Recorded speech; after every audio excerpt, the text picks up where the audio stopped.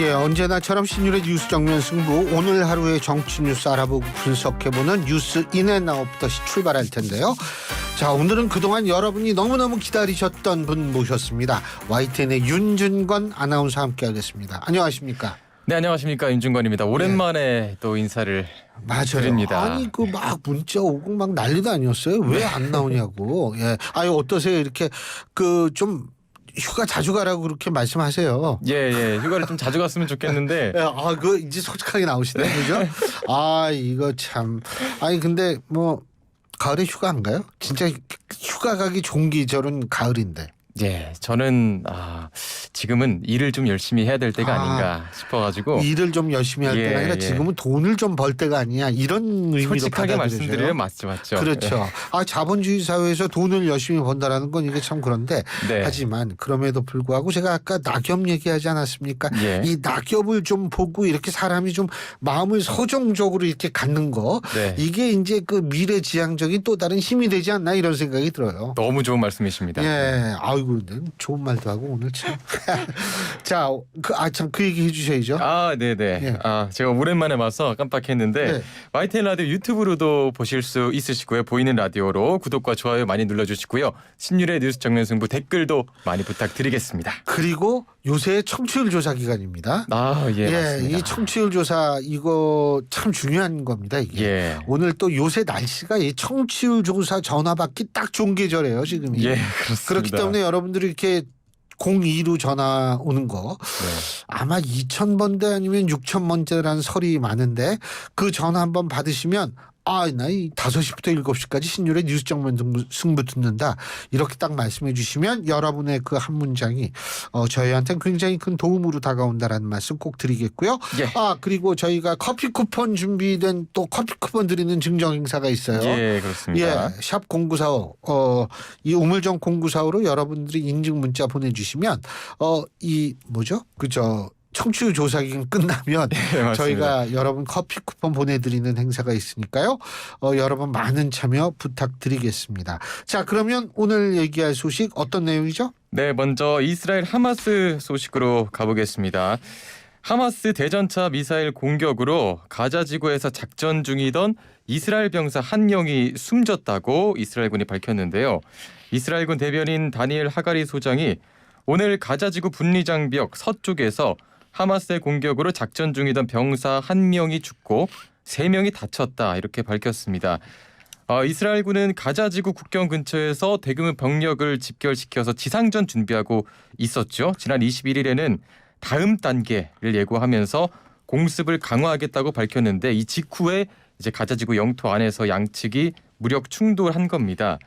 당시 병사들은요, 하마스 기습 공격으로 인한 사망한 사람들 시신을 수색하고 있었고 또 지상전에 대비해서 인근 지역을 정비하던 중이었는데 작전 중이던 탱크와 공병 차량을 향해서 하마스가 대전차 유도 미사일을 발사한 겁니다. 이에 대해서 이스라엘군 역시 이제 무장 세력을 이스라엘군 전차가 또 다시 공격을 했다, 이렇게 밝혔고요.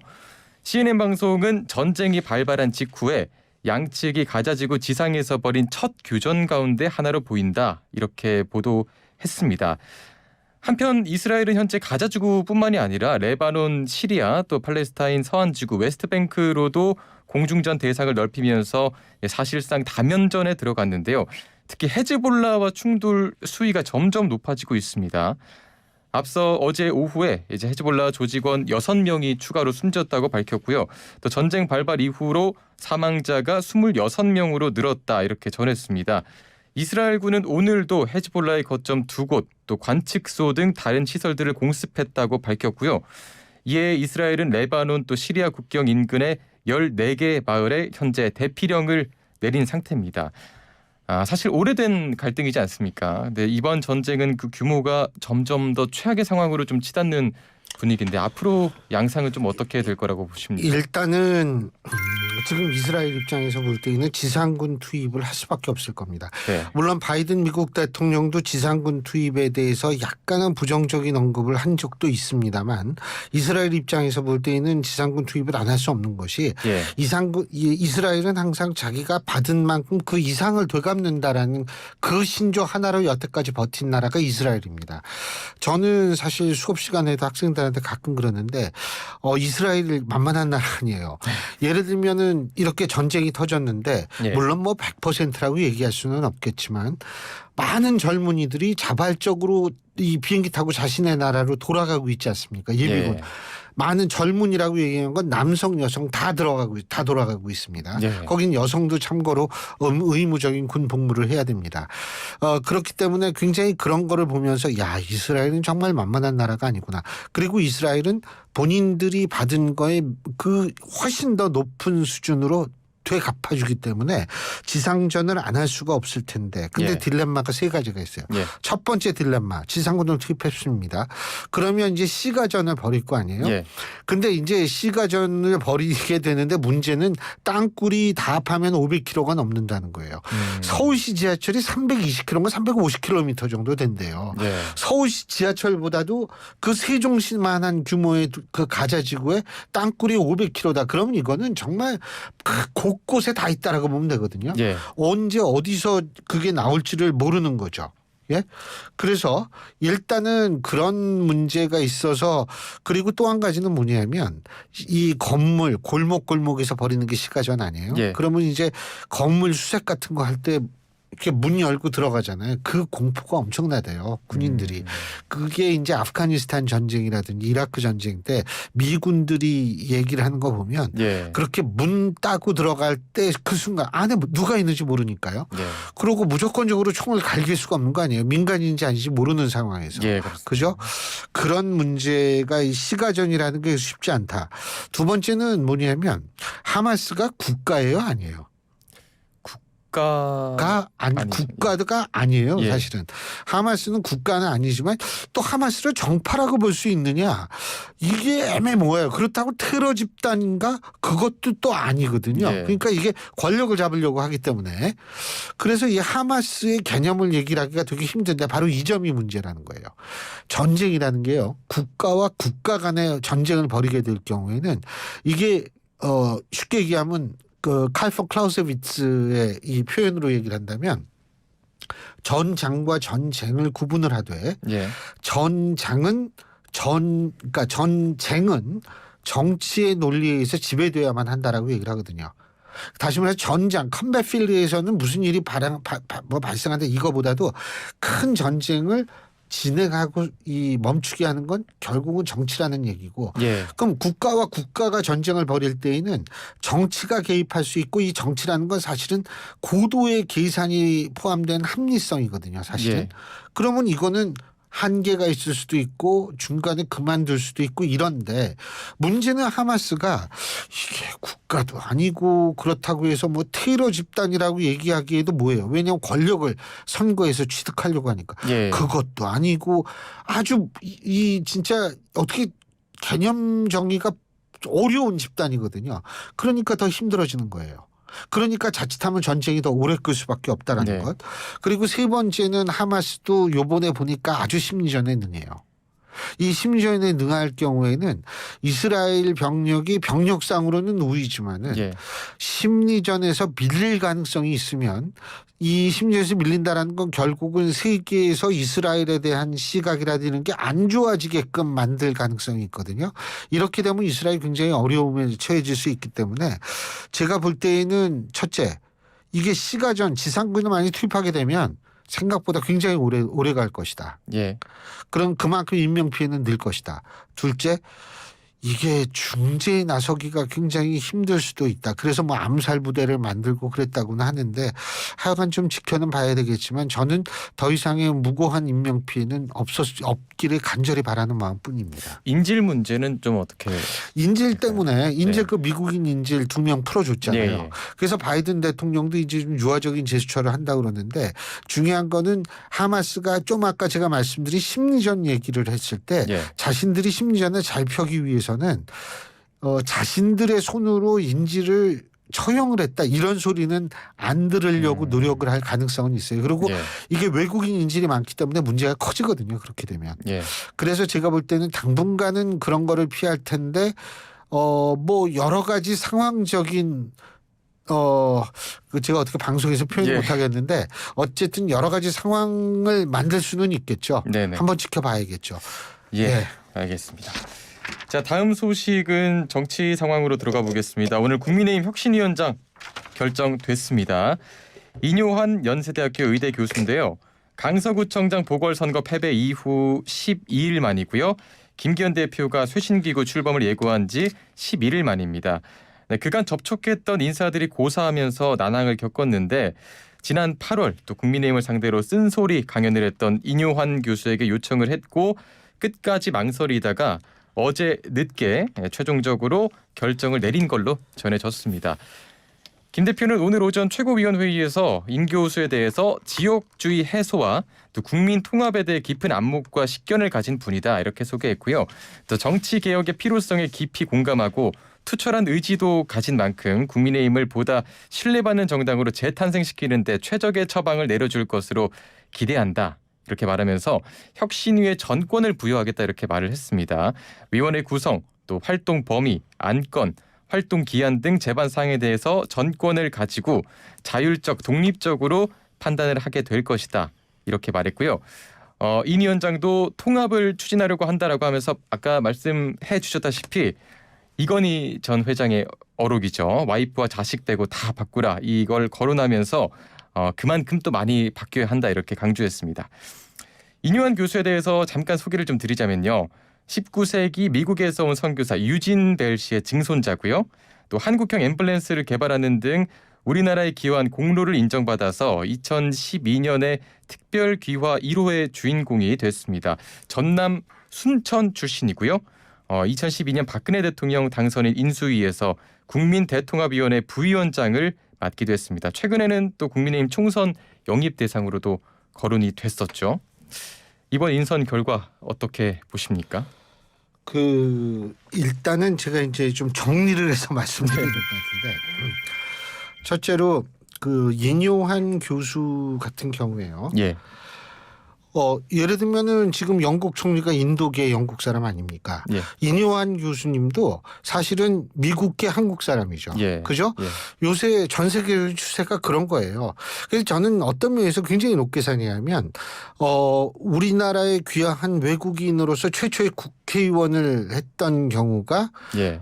필리핀 그 국회의원이 있었는데 그 의원이 국민의힘 소속이거든요. 예. 한나라당이죠. 예. 그런 거. 예? 그런 것도 그런데 이번에 또 이 미국계 한국인이 또 이 혁신위원장이 됐다. 예. 이런 거는 신선하고 파격적이고 현대 우리가 사는 이 시대에 아주 적합한 그런 인물이다라고 저는 봐요. 예. 그래서 그 어떤 혁신위보다도 혁신위 출범 딱 위원장 지명했을 때 제가 볼 때는 야 정말 이건 잘했구나 라는 생각을 들게 하는 부분이 있어요. 그런데 일각에서는 이런 얘기하죠. 인효한 교수님은 저 의대 교수를 해가지고 그거 잘 안 하는데 정치도 잘 모를 텐데 예. 이 험한 세상에 들어와서 완전히 브리지 오브 트래블드 워터죠. 예? 사이먼 앤 가펑클인가요? 근데 이 험한 세상에 들어와서 이게 제대로 할 수 있을까라고 얘기를 하는데 제가 아는 인효한 교수님은 그런 걱정을 할 필요는 없을 거라고 생각을 해요. 제가 뭐 인효한 교수님을 잘하는 건 아니고 뭐냐면 제가 진행한 방송에서는 옛날에 한 2번 정도 모시고서 인터뷰를 했었어요. 아, 예.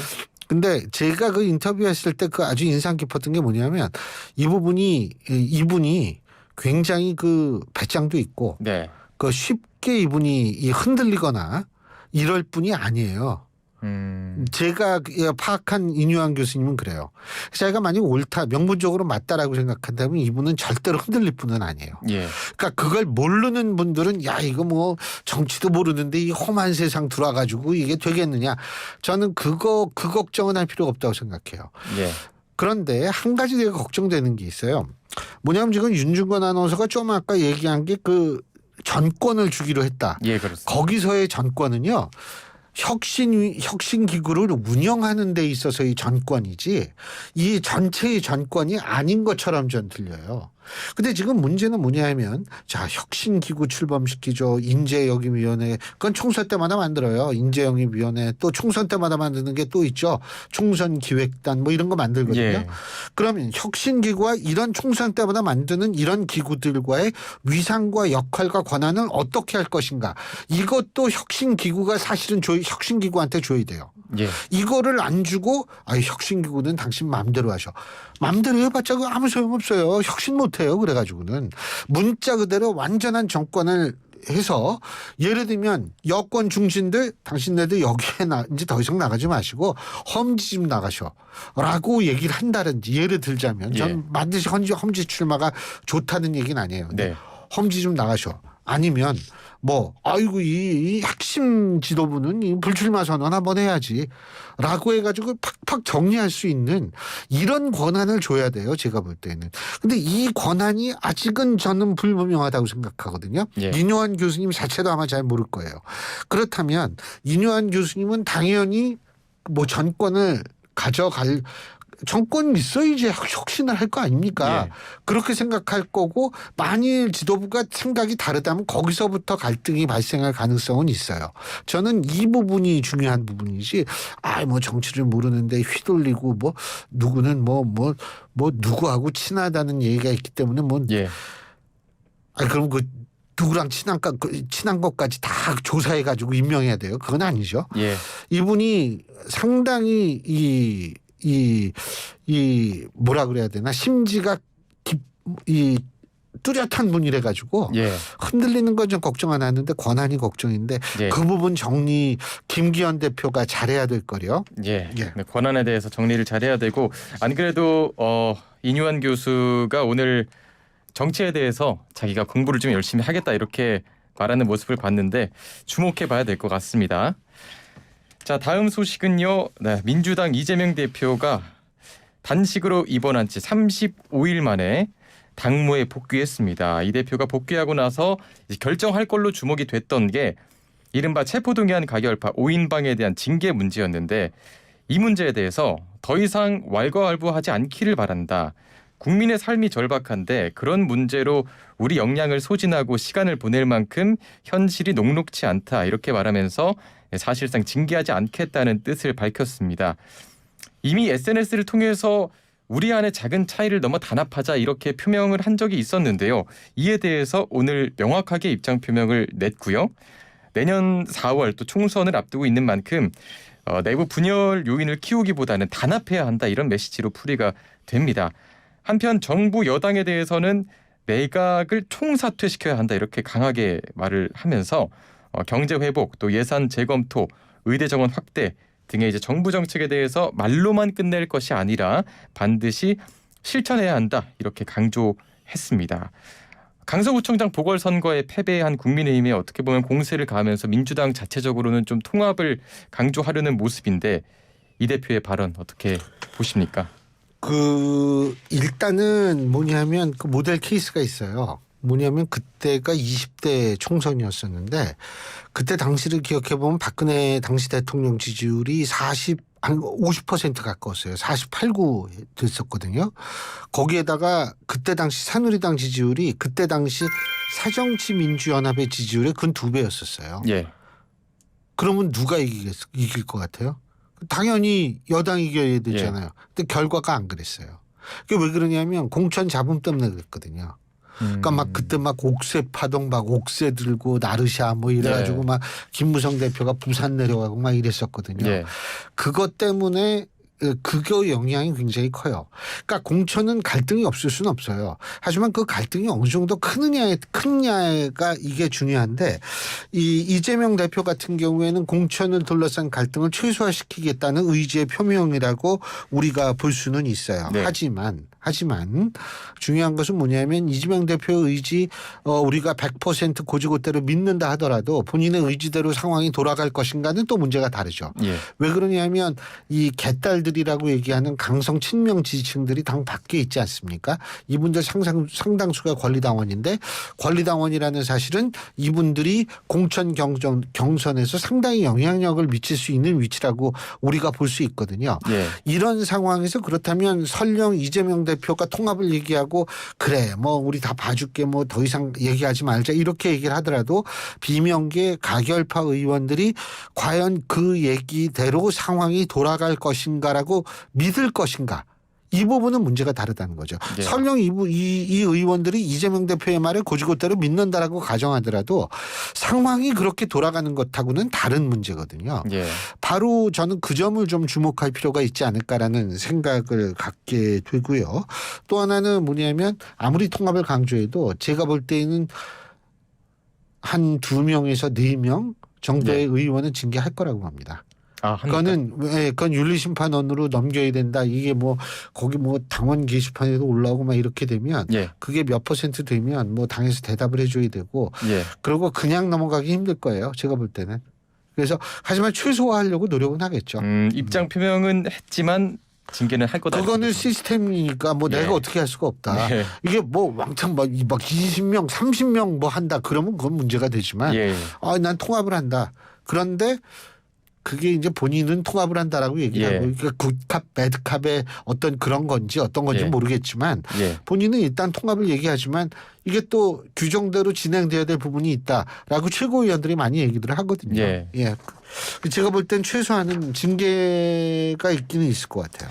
예, 알겠습니다. 한편 이제 이재명 대표가 당무에 복귀하면서 어제 김기현 대표가 제안했던 여야 대표 회담에 대해서 민주당이 의견을 냈는데요. 네. 윤석열 대통령과 여야 대표가 함께 만나는 3자 회동을 역으로 제안을 했습니다. 이재명 대표 구속영장이 기각된 이후에 이 대표가 영수회담을 제안을 했었고 이에 대해서 국민의힘은 여야 대표가 만나야 한다 이런 입장이었는데 어제 또 한 차례 이제 김기현 대표가 제안한 이 여야 대표 회담에 대해서 이번에는 민주당이 대통령과 함께 만나는 3자 회동으로 다시 제안을 한 건데요. 권칠승 수석 대변인은 대통령이 직접 최근 민생 정치 복원을 위해서 나설 때라고 본다. 직접 나서야 한다 이렇게 말했고 실제로 오늘 민주당 최고위원회의에서 김기현 대표는 깎아내리면서 윤 대통령이 직접 대화에 나서야 한다 좀 촉구하는 메시지가 많이 쏟아졌는데 정청래 최고위원이 권한도 없는 바지 사장과 의미 없고 효과 없는 시간 낭비를 하는 것보다는 윤 대통령과 이재명 대표의 실질적인 회담이 이뤄지기 바란다 이렇게 말했고요. 박찬대 최고위원도 공천권 행사도 자기 뜻대로 못하는 무기력한 대표, 선거 참패에도 책임지지 않는 무책임한 대표가 바로 김기현 대표인데 만나서 무슨 얘기를 할 수 있겠냐 이렇게 말을 했습니다. 이와 관련해서 국민의힘은 열린 마음으로 민주당의 전향적인 태도 변화를 기대하고 기다리겠다 이렇게 밝히면서 입장 변화는 없다는 뉘앙스가 보이는데 여야 대표 회담 가능하겠습니까? 일단 말이에요. 사실은 실현 가능한 거는 예. 글쎄요. 그것도 확신할 수는 없지만 3자 회동을 주장을 했잖아요. 예. 여태까지 3자 회동 그거 한 적은 거의 없어요. 최근에. 왜냐하면 여야 대표들을 만나겠다 그러면 정의당 대표 다 만나야죠. 의석이 한 석이라도 있는 정당이 만나는 것이 예. 논리적으로 맞지. 아니 그 뭘 기준으로 3명만 만나냐. 이거 복잡해지거든요. 예. 그리고 이제 이 여야 영수회 아니 그 뭐죠? 대통령과 직접 만난다는 이른바 영수회담. 근데 그 영수회담이라는 단어는 맞지 않아요.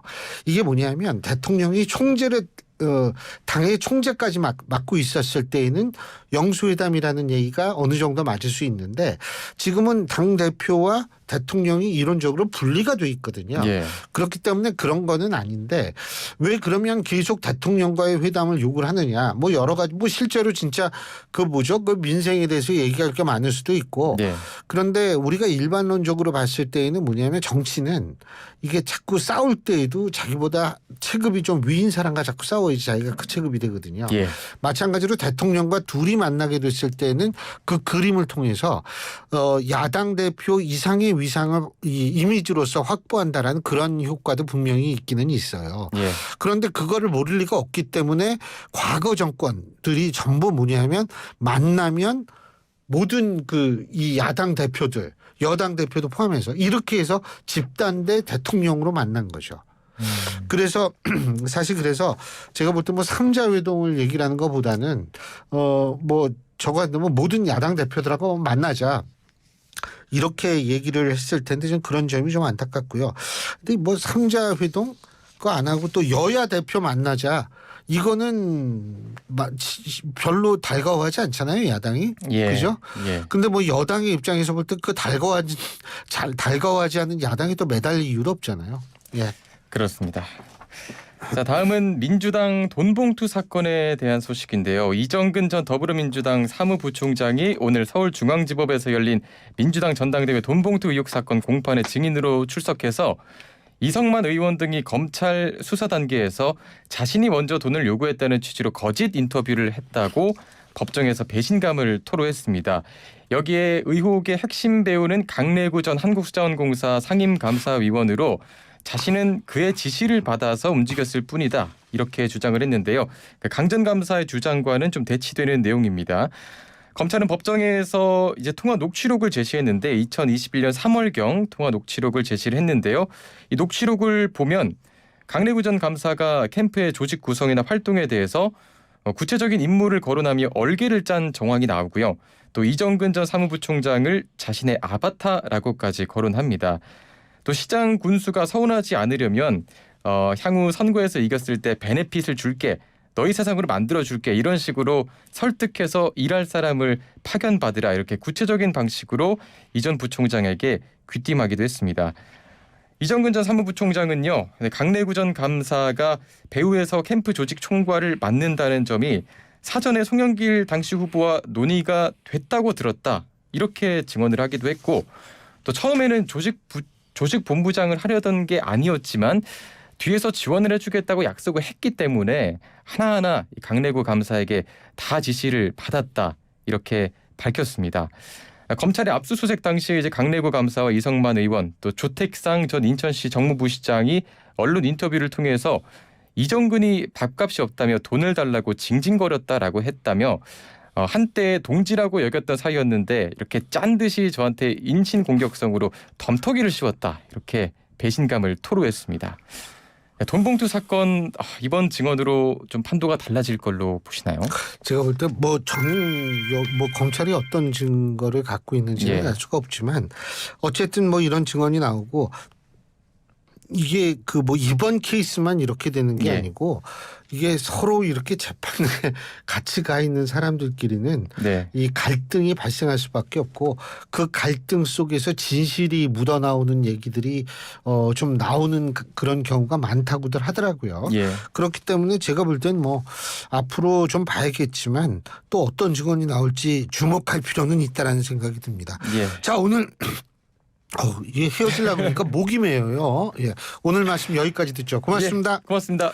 예, 지금까지 YTN의 윤준건 아나운서였습니다.